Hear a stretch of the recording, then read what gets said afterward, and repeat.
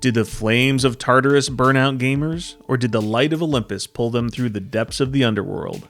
Let's find out. Ladies and gentlemen, welcome.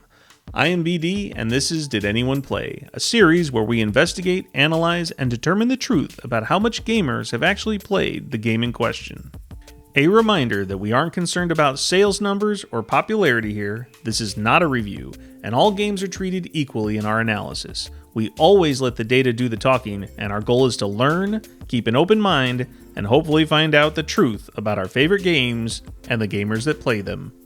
Drop a like or a sub to the channel if you want more of these types of videos, and a quick spoiler warning to anyone concerned as we may be talking about elements of late game progression.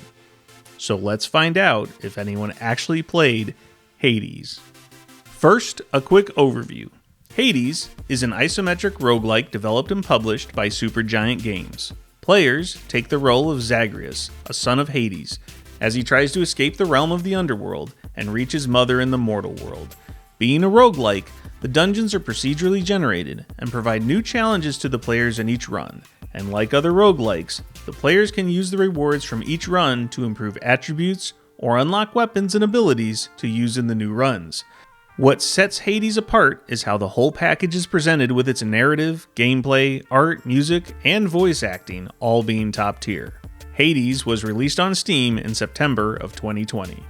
Now we can look at the launch conditions.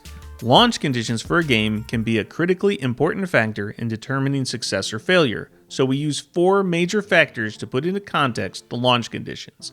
These factors are pedigree, competition, hype, and reviews, and we will be giving each one a rating for some context. Hades was developed and published by Supergiant Games.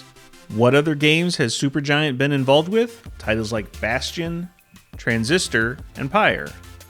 All 3 games were highly regarded, and both Transistor and Pyre were nominated for Best Indie of the Year.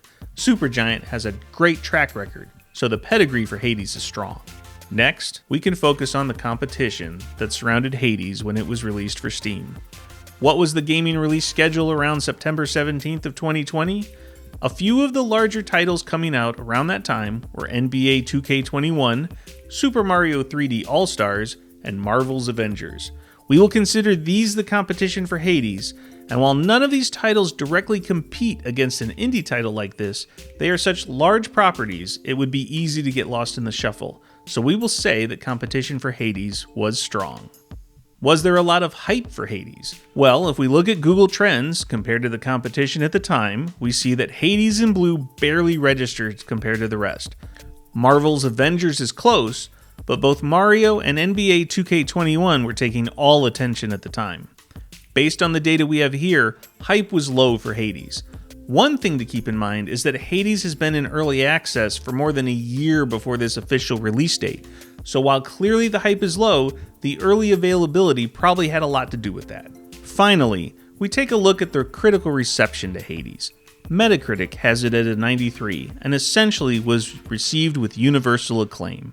Hades was also nominated for Game of the Year at the 2020 Game Awards, and won for Best Indie Game and Best Action Game. It was awarded Game of the Year from many other institutions, so reviews and awards for Hades were definitely strong. Alright, now that we better understand the game and the launch conditions, we can continue our analysis to determine if anyone played Hades. To do this, we select 5 distinct milestones from the game. These are represented by trophies and achievements that help to evaluate player progress and player retention. We then compare the results for these milestones against our proprietary Did Anyone Play, or DAP database. As always, we choose 2 early milestones, a mid-game milestone, a game completion milestone, which is the most important, and finally a rare milestone to help us see the full picture. We will be using Steam as our main platform for Hades analysis. Milestone 1 is called Escaped Tartarus, and a player achieves this the first time, when they escape Tartarus and beat the first boss of the game. For Steam, we find that 83.9% of players who started Hades made it to this first milestone. That's a strong start, as this is not just a simple tutorial mission. For Milestone 2, we have Escaped Asphodel. Just like Milestone 1, it is rewarded for a player completing the second dungeon and defeating the second boss. It cannot be missed as the player progresses through the game, and so how many players ended up completing this milestone? 75.4%. So after 2 dungeons, we have only lost 25% of players. That's a strong hold. Moving on to milestone 3, our mid-game milestone is called Back to Work. To achieve this milestone, the player must earn access to and enter the administrative chamber. So how many players stayed with the game until milestone 3 on Steam? 37.7%. What about finishing the game? The always crucial milestone 4, called the Family Secret, is awarded for completing the main quest for Hades. Players will have to clear 10 escape attempts from the Underworld to achieve this, and on Steam, 25.6% of players did just that. Hades has held on to 25% of its players on Steam all the way through the story. Finally, the rare milestone 5 chosen for Hades is called Friends Forever. This is achieved if the player can max rank each standard keepsake. There are 25 keepsakes to get to rank 3. Essentially, a player will have to clear over 1,800 encounter rooms to do this. It's a huge effort, but on Steam, 6.2% of players achieved this very rare milestone. So this is our final tally for Hades Steam milestones. Of course, that's just the start, because now we can use those numbers and figure out how Hades stacks up against everything else and find out if anyone truly played this game using the database and our best friend percentiles. A quick note, I'm not going to teach you all about statistics, but to make it simple, we have created 6 percentile rankings, with bronze being the lowest played ranking and legend being the highest played ranking. An easy way to understand percentiles is to say if a game reaches the legend rank, then it's the 95th percentile, meaning it scored better than 95% of all other games in the database. The beautiful thing about this method is that as we add more and more games and results to our database, the analysis only grows in power and accuracy. Now let's deal with the question we all want to know the answer to. Did anyone play Hades on Steam? To determine if anyone played a game, we have to evaluate how the percentage of players that finished the game compares to a larger sample size of all types of games. For Hades on Steam, 25.6% of players completed the story. Knowing this, and applying it to our percentile rankings in the database, we can calculate what ranking Hades gets. Here we go.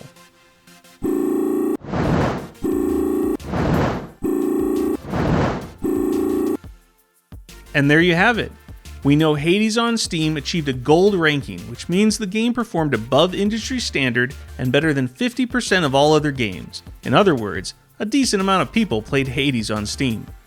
But now we can go further, because we also have PlayStation and Xbox results for these milestones for Hades. Some notes for this new data from PlayStation and Xbox. Hades released almost a year later on these two platforms on August 13th of 2021. For Xbox, it also released on Game Pass day and date. The hype for release was fairly strong as well.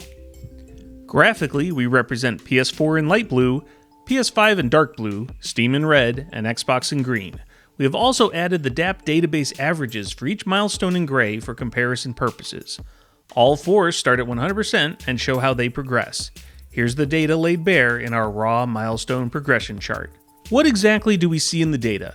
First off, we can see that Steam and PlayStation trend together with near identical curves. PlayStation 5 percentages are a little weaker than Steam, but still strong for milestone 1.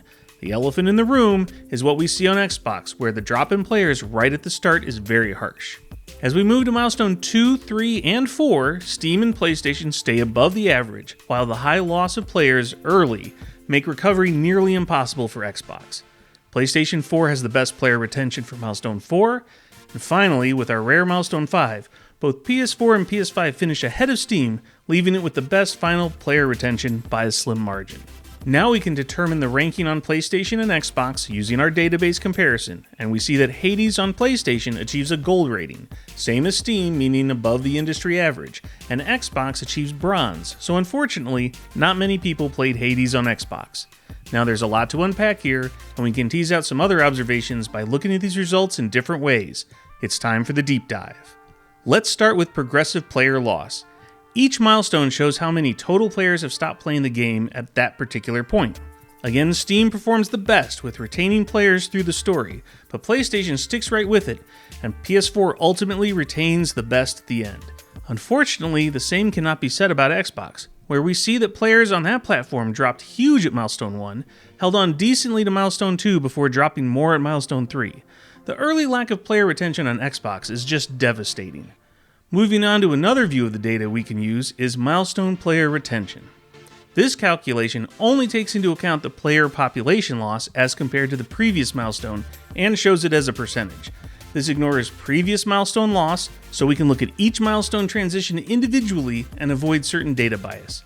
What you see here is that at every milestone marker, Xbox has the largest negative percent change, so no matter where we are in the stages of gameplay, Xbox is losing the most players by percentage. We also see that Steam had better milestone-to-milestone retention early, but starting at milestone 3, PlayStation retains players better than all other platforms for Hades. How about completionists? How did the rarest milestones shake out on the different platforms? Here you can see that PlayStation had more than half of the completionist pie, followed fairly closely by Steam, and by itself again, Xbox doesn't quite get enough pie to be satisfied. Finally, we check on early versus late game retention.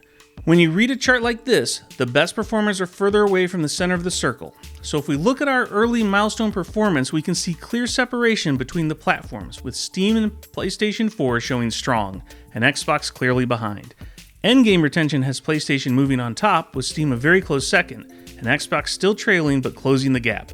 And finally at completion, we see that PlayStation separates further and is the strongest, with Xbox still bringing up the rear. Let's take one final look at all the platforms and milestones ranked in full. Please take note that this comparison only works within the same game and same milestones. It would not be valid to compare different games on early or mid-game milestones, as their properties can drastically vary from game to game. Remember that milestone 4 is where we really determine if anyone played the game, because that's the main story completion marker. But still important are the earlier milestones to show if a game really hooked the gamers. For Hades, Steam starts strong in gold, as does PS4. PS5 is just in silver, but Xbox is already unranked. But with Steam you see it move from strength to strength, and with PlayStation 4 it moves into gold and stays there until the end of the story. PS5 starts a bit weaker, but quickly joins the trajectory of PS4. Both Steam and PlayStation platforms have very strong showings. Xbox transitions between unranked and bronze until landing on bronze for the final bit of the story.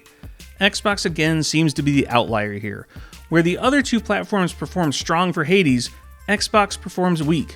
Another interesting note for PlayStation and Steam, they both have strong Milestone 5 rankings, especially PlayStation, where it is in the top 10% of all games. PlayStation players really went all out, completing even the hardest challenges in Hades. Let's wrap this up. So what are our major takeaways from all the data? Player retention between platforms did vary, but the significant variation was on Xbox. This could be a Game Pass impact. We don't have enough data points to tell yet, but perhaps we need to examine a non-Game Pass game soon to see if there is a change in player behavior. Currently, the data is leaning towards a hypothesis that games that are available on Game Pass simply do not retain players regardless of the quality of the game. This would be a bit crazy if true, but time and data will tell. Another major takeaway was that both Steam and PlayStation have above average rankings and retain players well. You would expect that for a game with as much acclaim and quality as Hades has. We saw extremely high player retention for trophy hunting on PlayStation, and even more importantly, we saw that retention between Steam and PlayStation were very close to each other throughout all milestones, even with the releases being nearly a year apart. The fact that this time span difference did not impact player progression or engagement is a great story. Hades is a great indie title. It launched with strong competition, a fairly low hype, but great reviews, word of mouth, and ultimately a strong award showing got a lot of eyes on this game. And the results from Steam and PlayStation show that people did play Hades. It didn't reach the highest rankings in our database, but for a roguelike, maybe that's not the goal. Gamers did play Hades. They experienced a lot of what the game had to offer, and that should make the developers feel great. I think a lot can be said about accessibility built into this game. There are a lot of ways to make your character stronger and outpace the challenges so more people can experience the game if they are having difficulty, but at the same time, there are ways to make the experience even more challenging. Perhaps games that allow gamers to play the way they want to give players a more full experience, and in turn those players stay through to the end. Hopefully, this can help inform future developers who can look at how Hades connected with players, engaged with them, and kept them playing to the end. Ultimately, the goal for game developers is to have people experience their game. It is always good to see hard work rewarded, celebrated, and experienced by the gaming community. And that's a wrap. If you enjoyed this video, don't forget to do all the YouTube support stuff. I'd love to read any comments you have down below. What conclusions did you all take from this data? And of course, feel free to suggest the next game we should look at to determine if anyone played it. Until then, take care of yourself and each other.